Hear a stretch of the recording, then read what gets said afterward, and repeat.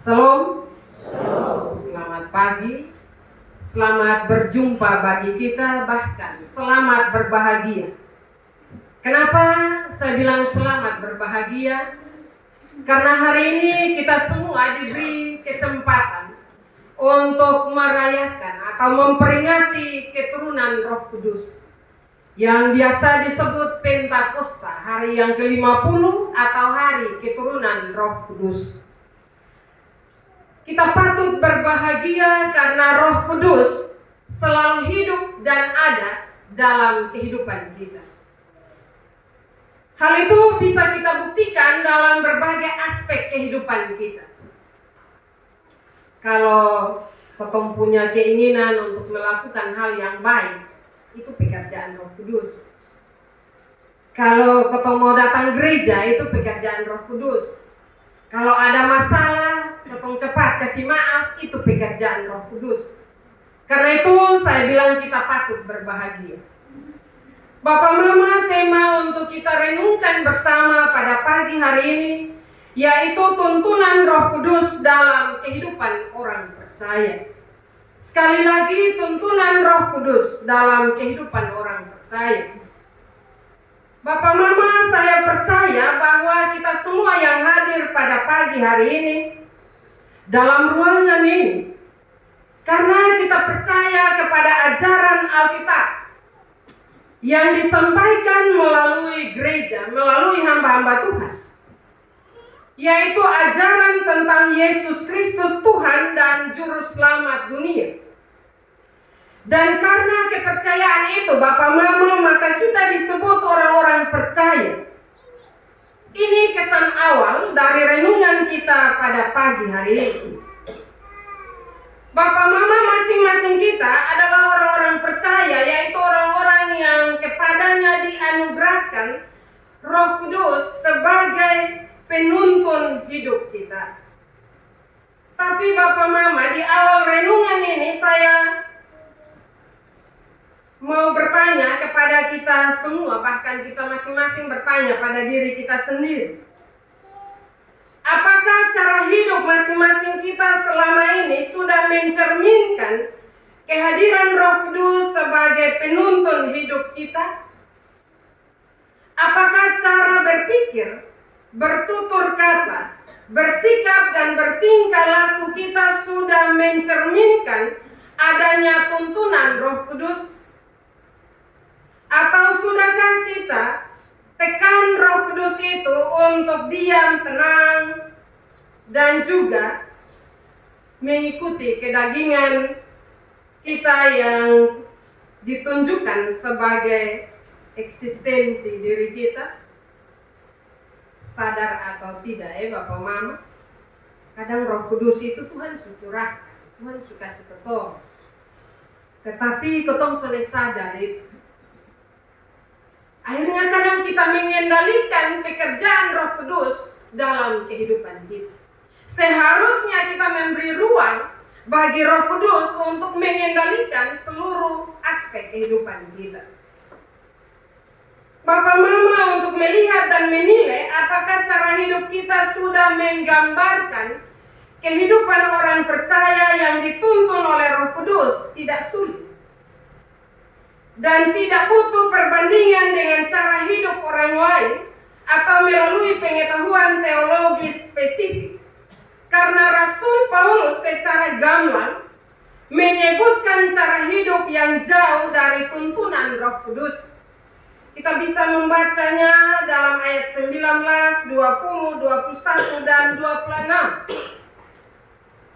Bacaan ini adalah perbuatan daging yang nyata menunjukkan tidak adanya tuntunan Roh Kudus dalam hidup orang yang melakukannya.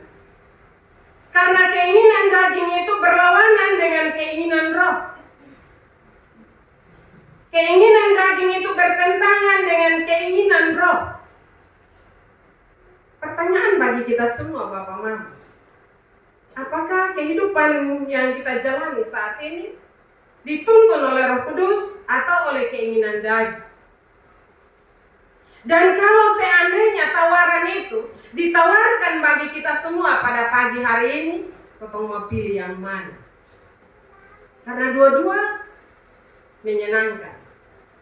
Keinginan daging juga menyenangkan, keinginan roh juga menyenangkan.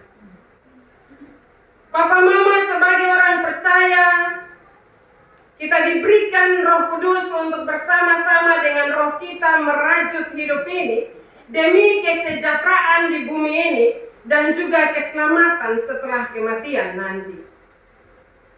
Papa Mama, kita seharusnya memberi diri dikuasai Roh Kudus untuk menuntun kita. Nah, ini kadang gotong tabalik Bapak Mama. Dalam perjalanan hidup iman percaya kita kepada Tuhan, nanti gotong hidup menurut kedagingan kita. Habis itu baru gotong sadar, tadi beta susah.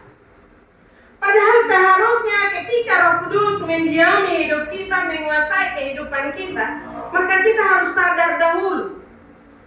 Baik lewat kata-kata kita, lewat perilaku keseharian kita. Memang keinginan daging itu kita sadar bahwa tidak terlepas dari kehidupan kita. Tapi ketika kita memberi diri dan dipimpin, dikuasai, dituntun oleh Roh Kudus, maka Roh Kudus itu akan mengendalikan keinginan kedagingan kita. Ada hal-hal baik yang Roh Kudus taruh dalam kehidupan kita. Tetapi kadang kita tidak mau melakukan itu. Kita mau melakukan memberi diri dikuasai oleh keinginan kedagingan kita. Papa Mama, Roh Kudus itu pribadi yang aktif berperan penting dalam hidup orang percaya. Ia dapat memberi nasihat dan bimbingan. Ia adalah kekuatan yang memotivasi, mengajar, menghibur, dan memimpin orang percaya. Karena itu bila kita memberi diri dipimpin Roh Kudus, maka kita pasti terbebas dari hukum Taurat. Buah roh ialah kasih, kelemah lembutan, sukacita, damai sejahtera yang tidak bertentangan dengan hukum apapun. Karena itu Bapak Mam, kalau misalnya dalam kehidupan keseharian kita, potong sebagai bapak, mama, anak-anak, kalau kita hidup dalam kasih, dalam kelemah lembutan, kita rasa nyaman ya Bapak Mama. Ketika kita panggil, ketika kita berbicara, kalau lemah lembut semua aman-aman. Yang tidak aman itu Bapak Mama, potong tahu kelemah lembutan itu baik, tetapi itu kita buat di luar. Sementara dalam kehidupan keluarga kita, main kasar-kasar, bang marah. Kadang bapak dia mau bapak panggil juga, musmas parah dulu. Padahal itu lemah lembut itu menyenangkan. Demikian juga sebaliknya anak-anak. Karena itu marilah, kadang kita bilang tidak pendeta, ketemu karakter orang rote kasar begitu. Tapi kalau kita mau lemah lembut bisa Bapak Mama. Dan itu akan menyejukkan hati kita. Sukacita. Sukacita itu Bapak Mama bukan milik orang-orang yang berduit, tidak. Sukacita itu seharusnya menjadi milik kita semua orang-orang yang percaya kepada Tuhan. Kalau misalnya sukacita itu ada dalam hati kita, maka semua akan jadi baik. Kenapa sukacita itu jauh dari hidup kita Bapak Mama? Karena kita tidak mau mempraktikkan sukacita itu dalam kehidupan kita. Kalau misalnya kita bangun, sudah senyum, kita baca cerita, bakat tawa, sukacita akan menyertai kita. Tapi kalau potong bangun, marah-marah, Bapak Mama, sukacita akan lari jauh. Karena itu marilah, kita sendiri yang menciptakan sukacita itu dalam kehidupan kita. Sukacita damai sejahtera. Damai sejahtera Bapak Mama, ketika sukacita itu ada dalam hidup kita, maka kita akan hidup damai. Kita akan hidup dengan baik. Ya walaupun ada masalah, ketika sukacita dan sejahtera Bapak Mama, bukan berarti tidak ada masalah. Ada masalah Bapak Mama, tapi suasana hati kita ketika baik, maka kita akan mengalahkan suasana hati yang tidak baik itu. Karena itu mari Bapak Mama, memang ketong masih manusia, tetapi kalau hadirkan Roh Kudus selalu dalam kehidupan kita, sekali lagi kelemah lembutan, sukacita, damai, sejahtera itu akan menetap, dia tidak akan lari dari kita. Bapak, Mama, saudara-saudara yang saya kasihi dalam Tuhan kita Yesus Kristus, apa yang saya sebutkan tadi, Bapak, Mama, yang tidak sesuai dengan kehendak Tuhan, sebenarnya itu menandakan bahwa ketiadaan Roh Kudus dalam diri orang yang dikuasai oleh keinginan daging. Demikian juga hidup dikuasai dan dituntun Roh Kudus. Hidup yang penuh sukacita dan damai, sejahtera, kasih, kemurahan, kesabaran, kebaikan, kesetiaan, kelemah lembutan, penguasaan diri merupakan ciri hidup orang yang dikuasai oleh Roh Kudus. Karena semuanya dalam kehidupan kita, Bapak, Mama, saya percaya bahwa kita semua menginginkan itu, kita semua mengharapkan itu. Apa yang dikatakan dalam kebenaran firman Tuhan yang biasa kita sebut buah-buah roh. Kita selalu menyanyi. Kadang juga kotong ais menyanyi, tak salah sedikit kotong lagu yang tadi buah-buah roh itu hilang dari kotong kehidupan. Tapi saya percaya bahwa ketika lagu itu terus kita nyanyikan, kotong yang mau marah akhirnya menjadi marah lagi.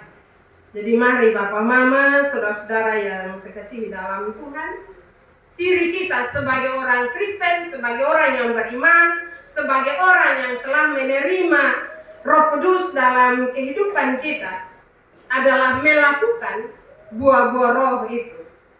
Papa, Mama, saudara-saudara yang saya kasihi dalam Tuhan, kalau di dunia ini, sekarang dunia mengakui bahwa buah-buah roh adalah ciri kehidupan orang percaya, maka sesungguhnya dunia sudah melihat kehadiran Roh Kudus dalam diri kita. Jangan pernah kendorkan iman percaya kita kepada Yesus Kristus yang menjanjikan dan telah menggenapi janjinya untuk mengaruniakan Roh Kudus bagi kita. Karena dengan iman percaya yang sungguh, roh kita akan menerima kehadiran Roh Kudus untuk menguasai hidup kita. Bapak, Mama, saya percaya saat ini Roh Kudus ada dalam hati kita semua sebagai orang percaya. Tapi roh itu perlu diberi kebebasan untuk berkarya dalam kehidupan kita. Ini sulit ketika ego kita, ketika amarah kita, ketika iri dan dengki, nafsu dan ketamakan menguasai kehidupan kita. Jangan memberi hal-hal itu menguasai kehidupan kita. Karena firman Tuhan bilang bahwa ketika hal-hal itu ada dalam kehidupan kita, maka kita tidak dapat bagian dalam kerajaan Allah. Nah, apa artinya kita beriman? Kalau kita beriman kepada Kristus, baru kita tidak dapat bagian di dalam kerajaan Allah, maka rugi Bapak, Mama. Supaya kita tidak rugi Bapak, Mama, maka berilah hidup kita dipimpin, dikuasai oleh Roh Kudus. Memang kita semua bukan orang-orang yang sempurna, tetapi kita semua adalah orang-orang yang belajar untuk menjadi sempurna. Karena itu mintalah bimbingan dan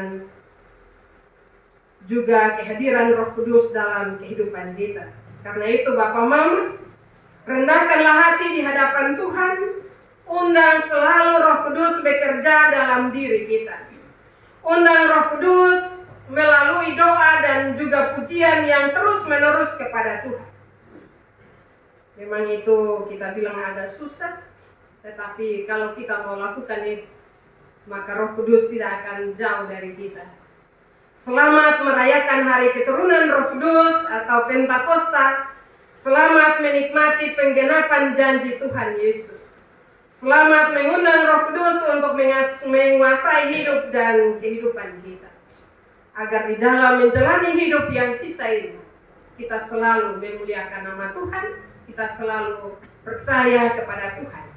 Karena Tuhan selalu ada bersama dengan kita. Firman Tuhan memberkati kita pada pagi hari ini. Amin.